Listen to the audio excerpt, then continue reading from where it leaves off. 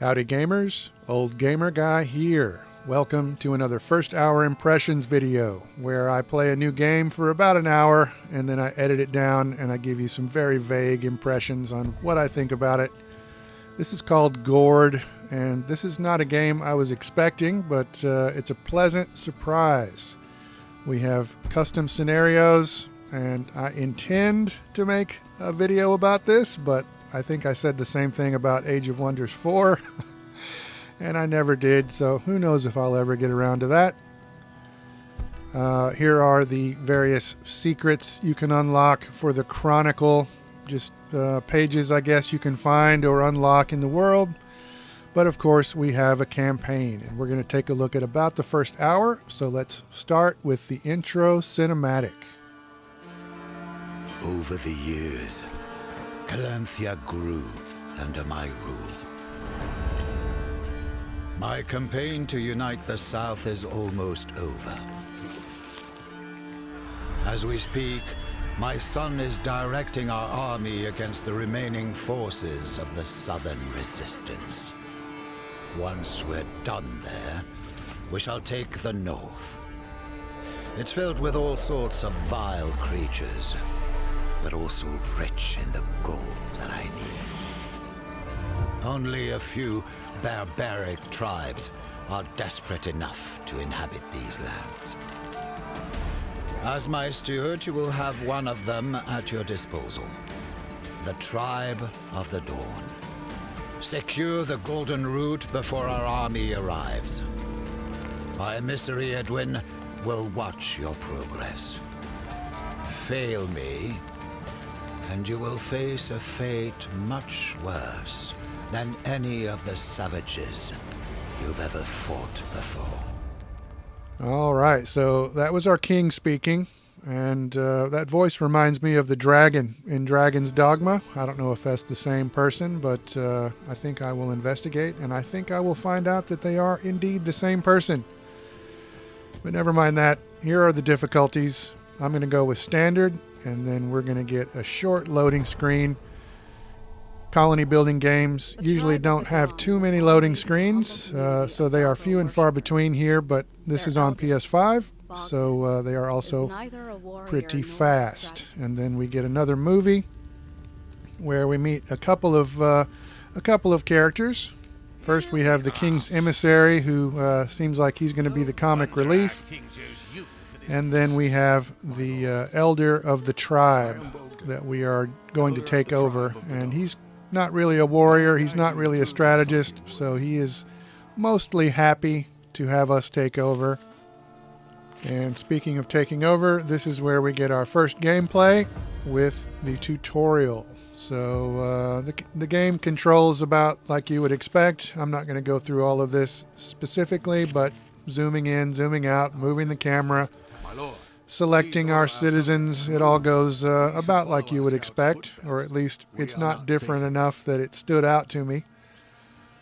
But speaking of our citizens, we can see them on the right with their health bar, their profession icon, and their current modifiers. And there will also be a sanity bar a little bit later that we will get to, but here are our citizens. You can see they have names. Eventually I'm going to show you the growth tree for the colony, and you will notice that there are burial grounds in there, so these people can die. They have various skills that they can level up, and you can select them individually, or you can hit L2 and R2 to go down that list on the right side, or you can select them all at the same time. And then there is also a way to do that in the menus. But we are here in the Hostile North, and we are looking for our scouts. So we're going to check up this way. The touchpad will pause and unpause the game, and if you hold it down, you can speed the game up one time. So there's only one speed that the game, two speeds. I just got through saying there are two speeds. Yeah, but I'm going to keep it in that faster speed for the duration of this video. Here we found some dead bodies of some of our scouts. So yeah, there is a certain level of darkness to this game. We'll get to that here in a moment, but first, here is the left menu. You can see information about quests and notifications and information about whatever it is you have highlighted at the moment. If you hit triangle, that is our senses view. So you can see our visual range and also our hearing range. Eventually an icon will pop up on the screen. I'll try to remember to point that out, but as we walk around here, sometimes an icon will pop up that will tell you that you're hearing something off in a certain direction. But first we need to go up this way. The game is paused, so I can unpause here.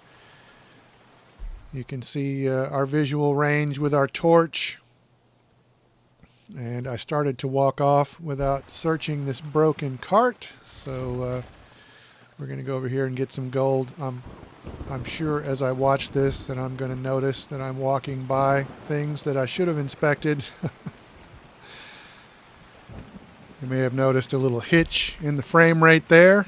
For the most part, the game seems to run pretty well, but you know, when these little pop-ups are about to happen, you can notice those little hitches happening. This is not a full-priced game, by the way. I think it was about $35. So probably a small team. There actually is some DLC in the store already, which is kind of annoying. It's a horde mode where you can just defend against waves of enemies. It's only $2 or $3. I'll probably end up buying it, but it is kind of annoying when they have DLC right away. But you can see as we interact with these red herbs that one person is being healed every time we do that. So we have more over here. We've got some more animals there to the right. Looked like some deer, possibly. But I'm just going to continue on up this way toward the destination circle, the golden circle of destination. Sir, we've reached the And pond we our have scouts reached told us the about. pond. It is indeed So a the fine elder location for a says pond. this is a good spot for our first settlement. And up at the top of the screen, we have information about our resources and also about our Gord, which is their word for the little fortress we're about to build. We'll be collecting wood and reeds and food. And then there is gold required for the military professions. So far, I've just been finding gold. And then we'll have clay and iron for upgrading structures, but you won't see any clay or iron in this video. And then down at the bottom of the screen, we have our action menu, which is the construction menu for building new structures grouped by category. You can also see the growth tree down there. Then we have a population menu where you can see a list of all your subjects and you can group them and you can see when a new birth is going to happen. And then on the right side, we have our incantation menu, which is used for casting spells. And we won't see that until the end of this video. But never mind that. It's time to get started building. So all we have to do is bring up the construction menu with L1. And then we will use the analog stick to choose what we're going to build. Right here you can see the guide. So if you need to review any of the concepts in the game, you can look those up a little bit later. But let's go ahead and get started on this first settlement. And I keep saying first settlement because I think our task eventually is going to be to set up a string of these along the border. You can see those points on the edge of the circle. I could move those if I wanted to, but the gourd has to be a certain size, so it can't be too big, can't be too small. You can see the parameters over there on the right. And then you can see that one point is actually the gate. So I'm rotating it around so the gate is near the pond because I assume we'll eventually be fishing in that pond. We can change the name of our gourd, and you can kind of see that these names have sort of a Slavic flavor to them. I believe I read that some of the developers for this game were involved in the Witcher games. So it has a little bit of that flavor, even though it's obviously a very different sort of a game. That would be a cool idea, though, honestly, to have a game like this set in the Witcher universe. But you can see our citizens are automatically getting to work, and they are finished very, very quickly. Palisade will keep us safe. So now it's time we need to think of how to make use of the resources that we already have. So we need to start building some basic structures. So we're going to start off with the lumber mill here, and then we will build a foraging station and what else? Something else. But I'm not going to show the construction of every one of these because I have to edit out something. This is an hour's worth of footage, so I do have to make some edits somewhere.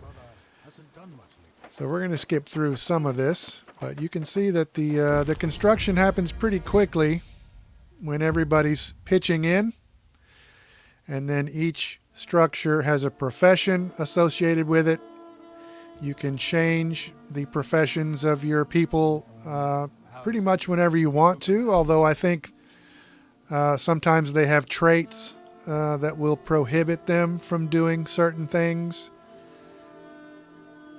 So I'm switching between my people with R2 and L2. And I'm not really sure why I chose this person, but I chose to make the farmer into a lumberjack. So she is automatically going into the building, and she walks out of the door a lumberjack and gets to work. So we can have up to 3 people as a lumberjack at one time. So I'm going to go ahead and make this guy a lumberjack also. And he's going to go over and get to work. And you can see that there are some pretty good animations going on. They go over here and chop the tree down. And then they use these little hooks to drag the log over to start working on it. And I guess they're turning those logs into planks that can be used to build. Now we're going to get to work on a thatchery, which I guess is making the material that we would make the roof of these buildings out of. You collect cane from the water and then turn that into reeds. So now we have our foraging station, and it's giving us a message about growth, and it's talking about how growth will dictate which structures you can build. So if you go to the construction menu and hit triangle, you can bring up the growth tree. And so far, the only minus that I can see with this game is that there are not very many structures. You know, there are different categories, and there are a few things in each category, and you can upgrade a lot of these things, but there really aren't that many structures, so not a lot of variety there. So I guess that could be considered a minus, but you really only know that if you continue to play the game and see what you think about stuff like that. So far I don't really know enough to make a pronouncement about that, but looking at that menu, it does kind of give me a little bit of pause. But never mind that. The elder is now talking about stress and their sanity level. And if we don't pay attention to that sanity level, then they might just abandon us. And so he's suggesting that we build a scout's tower and also a meadery, so we can start making our own mead. Here's a look at the various things that can impact your sanity for better or worse. So yeah, the food supply, being in the torchlight, their health, subjects in darkness, wounded subjects, things like that can really stress them out. But being in the torchlight can cheer them up And later on, you can make some carvings, and I guess looking at those carvings can calm them down. Successfully killing an enemy will make them a bit more sane, which is a little disturbing, I guess, but that's just the way the game works, so that's all right. So they want us to build a meadery and a scout tower now, but I'm going to skip forward a little bit, and we're going to have the meadery and the scout tower and another structure called a balia when we edit right here. And here's the balia. This is our healing bath, and so we can use those red herbs, I guess, to make a nice healing bath and heal our physical wounds. So that's nice. I didn't get a very good camera angle here. I let him have his privacy while he took his bath. But now it's time to go look. We have an idea where the last remaining scout might be located. So we're heading up here, and we get a little bit more combat. Some more small wolves, and we take some damage, but we do end up winning the battle here. So far, the only strategy I've been using in the battles is just to have my people walking around all together. But this scout was in a cage here. He's alive, but he's clearly very traumatized, and the emissary is not very compassionate. But on the good side, we have finished the first scenario. So I could exit to the main menu or continue on. I'm going to continue on, and then we get another short loading screen. And then we start the next scenario, and every time you do that, you can make some changes to your group. So there's some information over there on the left side. We have several tabs of information that we can look at for each character. And then I guess before every scenario, we can also change their names if we want to. So I went ahead and changed this guy's name, but then it wasn't until later that I realized that I didn't take this guy into the group. So I changed his name, and then I didn't recruit him. But never mind that. Just all you have to know is that you can change their names if you want to. But the game selected one of the new recruits for me, so I went ahead and used that recruit. But before we take a look at that, let's go ahead and look on the left side there at these various tabs. We have some stats, their current profession, their strengths, their weaknesses. This guy is lazy. Then we have an inventory tab. Each character can use 3 items. This guy has a torch. And so then we have the various categories that they can gain XP and level up. And then we have their traits. So this guy, he moves quickly in the woodlands, but he's kind of lazy. So when he's building stuff, he's 20% slower than everybody else. So here are the new recruits down here. I didn't really spend much time looking at these people. I just went ahead and the game chose this woman here by default, and I just went with it. They've attacked our Gord. So we are starting the next scenario, and we're still out away from our Gord, but the Gord has been attacked and breached. So we're continuing the story and the sequence of events, but oddly, when we get back to the Gord, you'll see that it's not exactly the same. There's a temple in the middle that I didn't even build. It's telling us here that when there's a breach, there is an automatic pause for the game, so you can kind of decide what you want to do.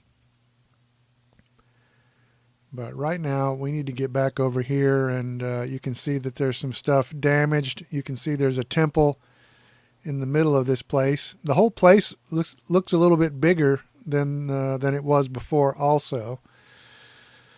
So that's kind of an odd design decision, because we're clearly continuing the sequence of events, but now our fortress is different.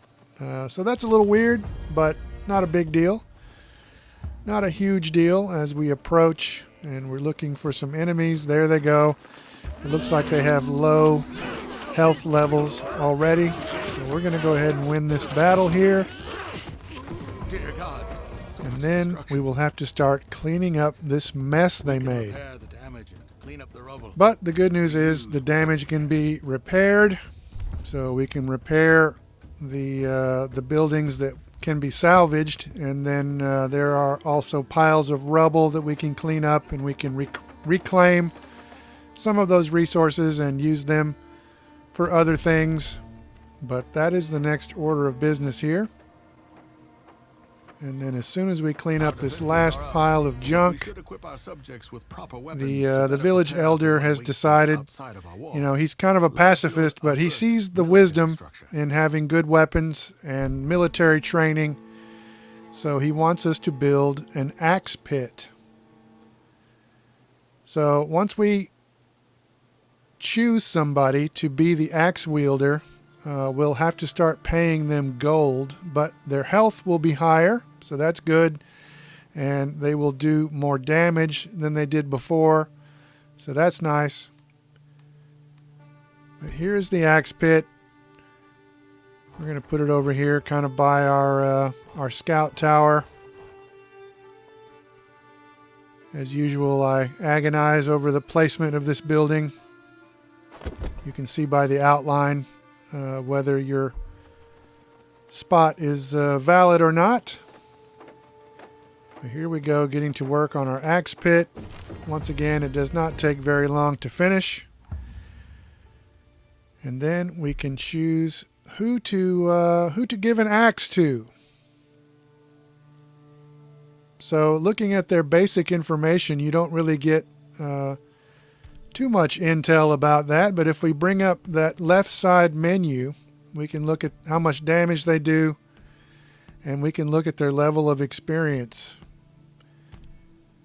And so if we scroll through our people here, this guy has the most fighting experience, Vishislav. So I'm going to go ahead and make him our axe-wielding warrior type. But of course, I can change him back into a lumberjack if I want to and save the gold.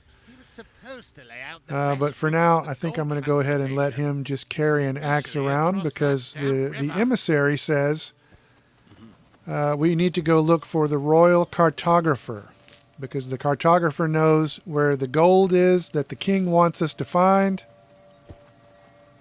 So we leave the safety of our walls once again, and not far outside we find this guy. He's a wandering teacher.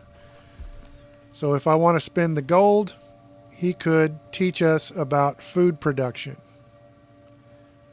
It looks like I have plenty of gold to do that, but for some reason I decided not to do that, and I just continued on toward the cartographer. And then we're going to get another little battle here with some more wolves. And then we're going to get another little movie. We did find the cartographer,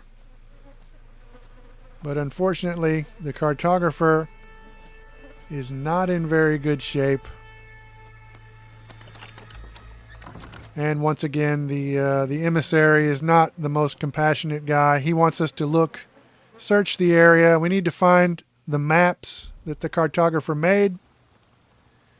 Here it's talking about afflictions. So if our health drops to 0, they will get a physical affliction. And if their sanity drops to 0, they will get a mental affliction. Physical afflictions can be healed by a hermit, and mental afflictions can be healed by a witch. The cartographer's map tells us we need to cross the swamp, but it is a very dangerous passage. The emissary says we need to do it anyway. So we head off that way. We pick up some red herbs, but we manage to set off a trap. Traps can be disarmed by a properly equipped scout. But yeah, I'm just going to walk through them here every once in a while. I don't know if you noticed that icon on the right side of the screen. There it is again. That is the icon that pops up when you hear something. So we actually heard these wild boar before we saw them. And then we found a little campsite here with a dead body. But we are continuing on towards our destination, being very cautious and moving like 5 feet at a time. The wolves are not seeing us, but now they do. So once again, a little battle. Once again, we're going to take some damage, but once again, we are going to win. And now we'll head on a little further into this area. There's some more stuff on the ground there. It looks like you can have your people guard a particular person if you want to. I noticed that it pops up every time, just about, telling me to guard a subject if I hit square. I already showed you that each character can use 3 different items, and so those items can be very beneficial for making your abilities more useful, more effective. But never mind that. We have reached our destination. We were trying to cross the swamp. We're heading over this way, but wait a minute. What's that?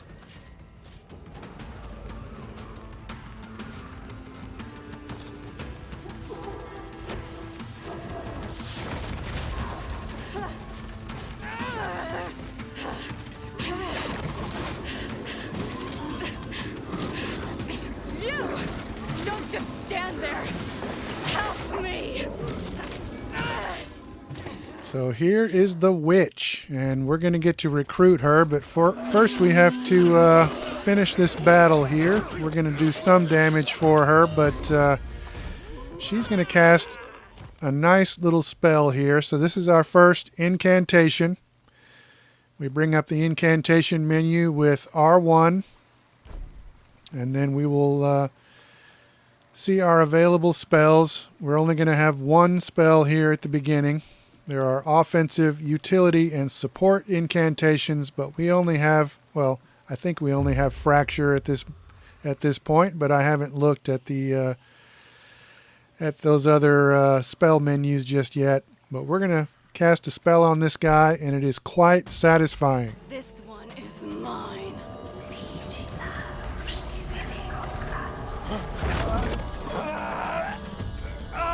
We'll get you for this!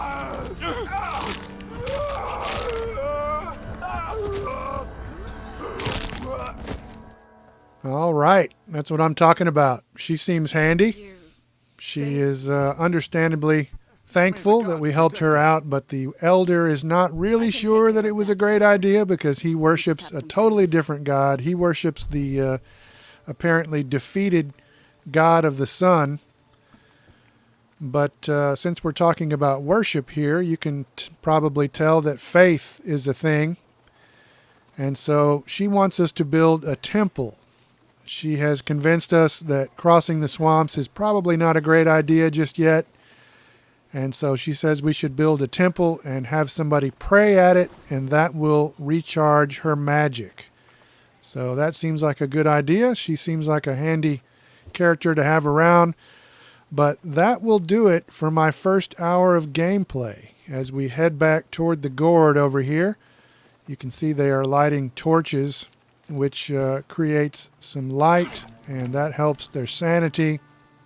But obviously there is darkness in this game in more ways than one. And one thing that you are not seeing in this video is that this game features child sacrifice. Potentially, anyway. So we have just had our first child be born, and then shortly after this we're going to run into a creature that's going to demand a child sacrifice. I haven't actually done it yet, but I think I'm going to. But yeah, on that note, I'm going to go ahead and end this video. I do like this game a lot. You can probably tell. It's not a full price game, so yeah, check it out if this looks interesting to you. There are several games releasing in the next couple of weeks that I'm interested in, so we're going to be getting some new videos here at a decent pace.